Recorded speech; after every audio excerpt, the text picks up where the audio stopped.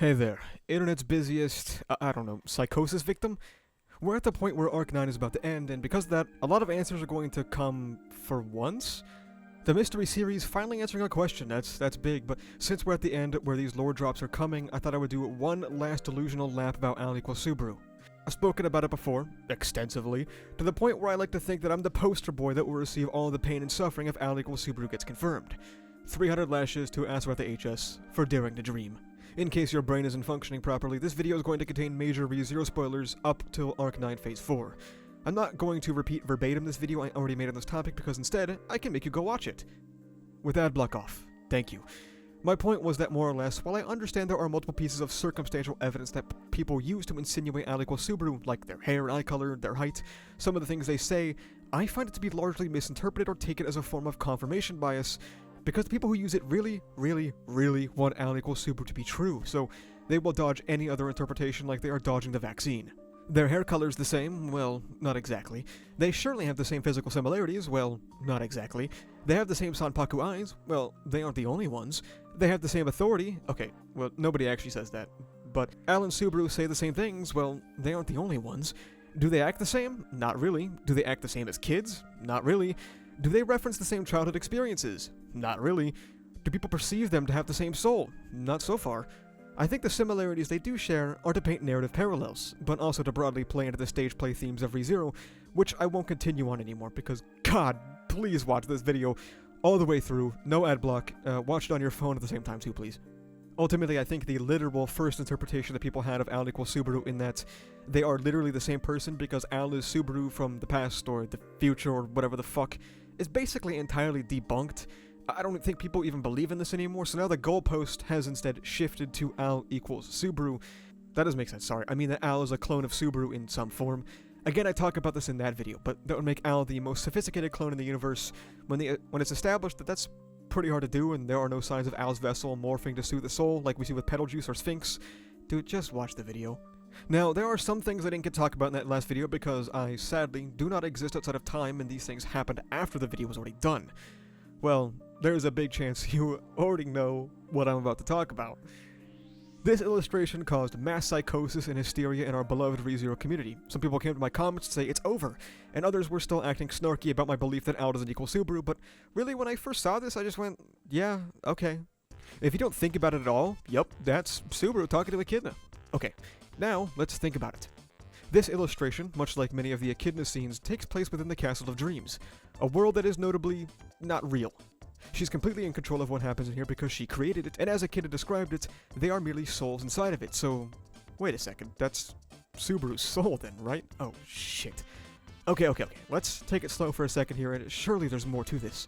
The way I see it, Subaru's tracksuit is his most iconic feature, and I don't think anyone would really disagree with that, so why would you make an illustration with all that, but think you're being really coy and subversive when you hide his face? People think that's cope, and this is the issue with the word cope in 2025, because any counter-argument that goes against their confirmation bias is cope, even though it was revealed that Echidna's face was different than the Echidna in the Castle of Dreams, even though they were the same thing. Okay, that thing you're thinking, that's a good point, unless you weren't thinking it, and in that case, there's not much I can do about that because this is pre-recorded. But you're wondering, well, real Echidna and Castle of Dreams Echidna are basically the same person despite looking a bit different. Does that mean the same thing for Subaru and Aldebaran? Bodies have a tendency to match the soul that inhabits it, you know, like Petaljuice, or Sphinx, or even Omega as her hair changed color to match Echidna's actual hair color. Is Aldebaran morphing to match Subaru? One could maybe make an argument for his hair color, his eyes, his height, but we don't know if his physical details match that in the past. I mean, in EX5 that's all the same, so unless his body isn't morphing at all to suit Subaru's soul after 10 years, it's hard to believe. Also, Subaru would never be that buff, he's a twink. Aldebaran often talks about how he's been wearing the mask of someone else since the day he was born, and Echidna spoke about relating to being a poor imitation, but it's not like Echidna is a clone, at least to our knowledge, and Aldebaran doesn't actually meet any of the specific circumstances that clones go under.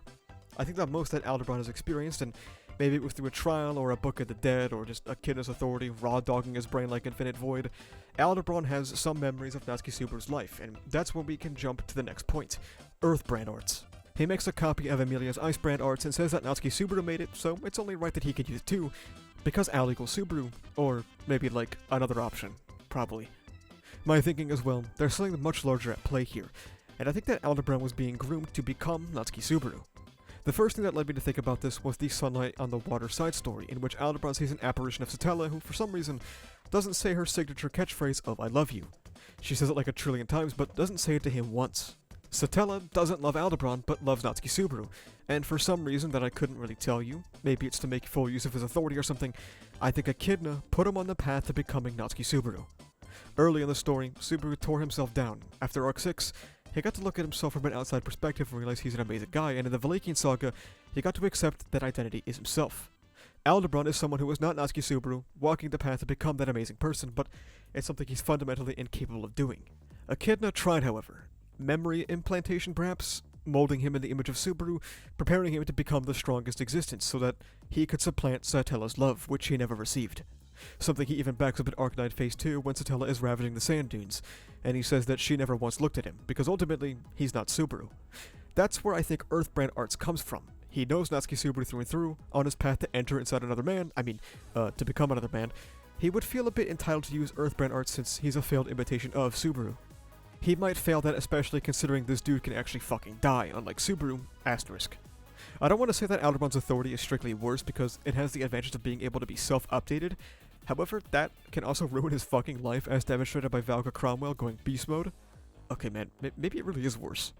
That's another aspect of him that's basically like an ineffective Subaru clone. Sorry, clone's a loaded word. Copy. Fuck, it's basically the same word. Imitation? Something that will make him feel inferior to the guy he's trying to become, and that he knows through and through, but despite that, still can't match up.